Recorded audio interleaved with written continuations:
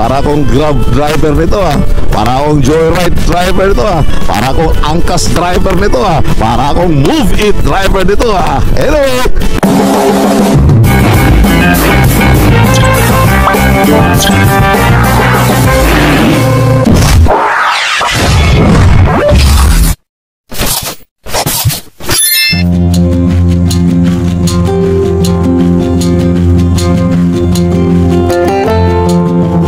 Alright, good morning mga katoto. Today is May 11, araw ng Sabado. At ipakita ko lang sa inyo kung ano yung usually na ginagawa ko every morning. Galing dito sa subdivision sa Costa Verde. Usually alis kami dito ng mga 5:15 at ihatid ko lang itong anak ko doon sa kanyang terminal, doon sa district, sa kanyang papunta sa kanyang work. So sa araw na ito ipapakita ko lang sa inyo yung usual routine natin or our daily routine. Tara, samahan nyo ko ngayon sa araw na ito sa ating biyahe papuntang Imus District.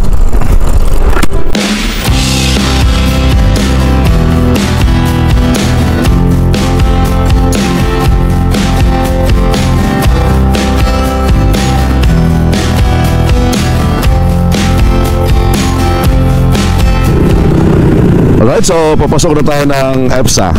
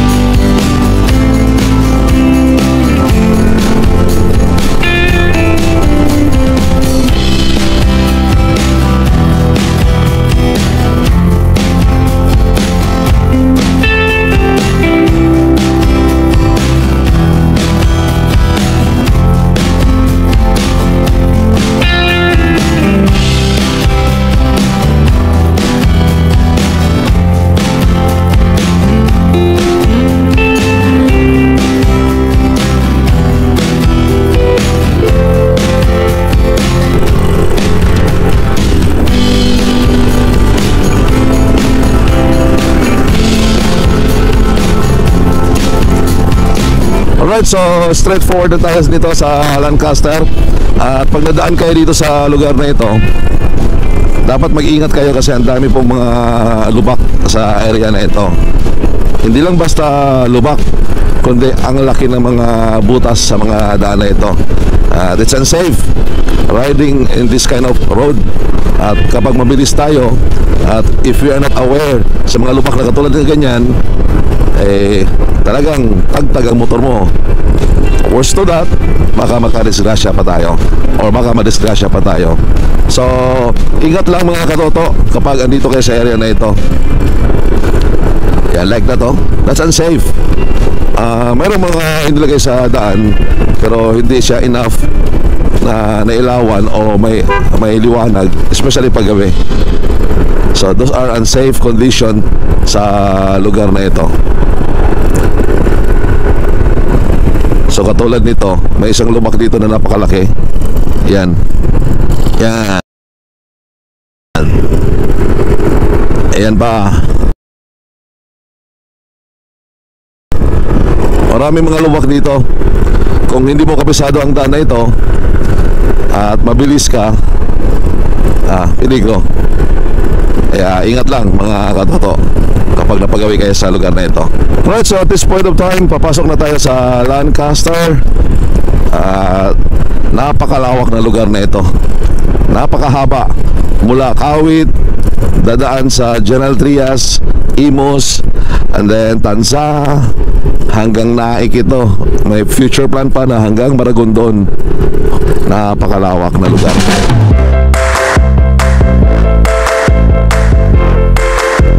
This is the commercial area ng Lancaster. At ito yung transport hub. At masarap talaga dito pag dumaan. Ang daming kahoy nasa daan. Passing to this area na maraming kahoy, I'm sure na talagang malilim ang lugar na ito.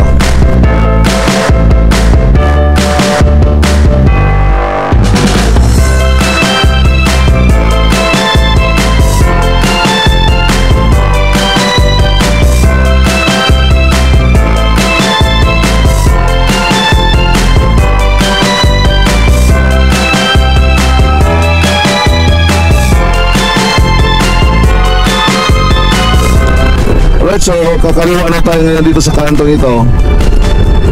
Ito yung area ng Navarro. Dito tayo mag-shortcut. At ang labas natin dito ay ang Imus Boulevard. At alam niyo mga katoto, dito sa lugar na ito, napakadaming e-bike. I don't know ngayon kasi Sabado, I don't know kung may klase ba. Pero ang daming e-bike dito. Yan. Dito sa lugar na ito, punong-puno ng e-bike ito. Usually pag Monday to Friday. Yan, e-bike. So walang pasok ngayon, kaya kakaunting e-bike lang nakikita natin. Yan, di ba? Sunod-sunod yung mga e-bike dito eh. Mas maraming e-bike kasi tricycle.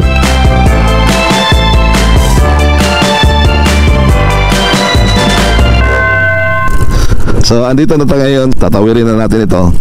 At ang lusot nito ay ang Imus Boulevard.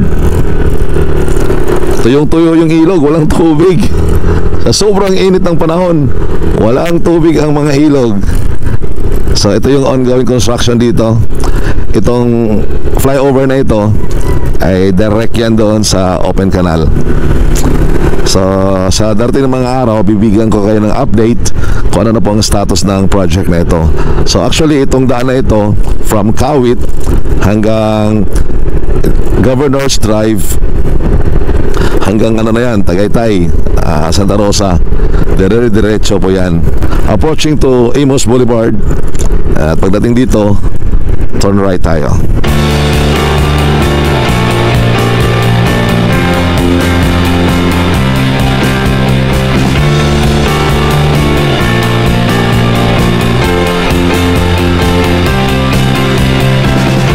One way doon sa may open canal, ito yung alternate route na ginagamit ngayon. So kakaliwa tayo rito. Ito ay ang Green Gate Subdivision. Ayan, maluwag ngayon ang daan dahil nga Sabado, walang pasok, so walang traffic. Yan. Pero pag merong pasok, itong daan na ito ay ang dami mga sasakyan. Considering pa na yung mga sasakyan dito nakapark sa both sides. On the way out na tayo dito sa subdivision na ito, as what I have told you, walang traffic compared to other days, especially Monday to Friday. Labas na tayo. So ito yung school na kung saan ang dami din mga estudyante rito.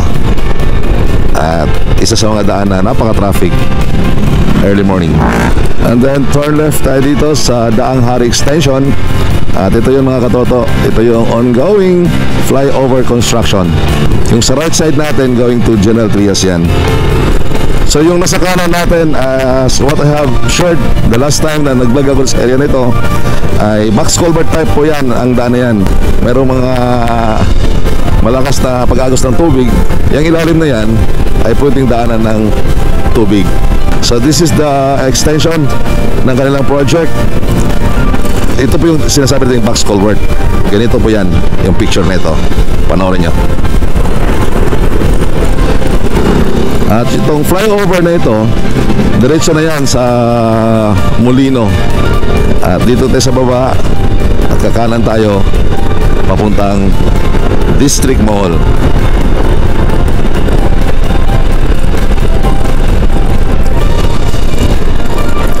So time check is now 5:49 in the morning. So umalis tayo doon ng mga 5:18. So andito na tayo. Walang katao-tao.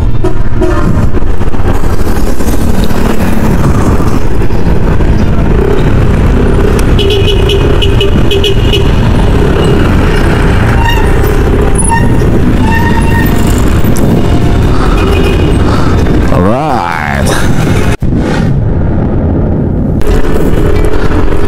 So dito naman mga katoto, ongoing din ang construction ngayon dito. Ito ay area ng River Park, lusot na ng Lancaster. So anyway, dito ko natatapusin ang aking vlog. I'll give at least 3 things na pwede nating i-considera sa buhay natin. i-consider natin para marating natin ang nais nating marating. Number one, remember your why. Tandaan mo, anong dahilan bakit ka ba mag-aral? Let's say, anong dahilan bakit mo gusto magtapos ng edukasyon o gusto mo magtapos ng isang kurso? Always remember your why. Have a purpose of everything that what you are doing. Mahalaga po yan. Because without understanding your purpose, hindi mo talaga klaro ang direction mo. You don't know which way. You don't know what to do. So napakahalaga yung remember your why. Why you want to study, why you want to do this, why you want to have this. Always remember your why. Pangalawa, reject negative. Sa laban ng buhay, marami mga negative things that we could encounter. Marami mga negative people na pwede nating makaharap o makausap that we will be discouraged. But tandaan natin, ang taong sumuko ay hindi nagwawagi. Ngunit, ang taong nagwawagi ay ito yung mga taong hindi sumuko. So, chances are kapag ikaw ay negative, you will give up. Diba? Tandaan nyo, ang sabi ng mga negatibong tao, kaya pero mahirap. Pero ang sabi ng mga positibong tao, mahirap pero kaya. Aso! Uy, tabi ka dyan!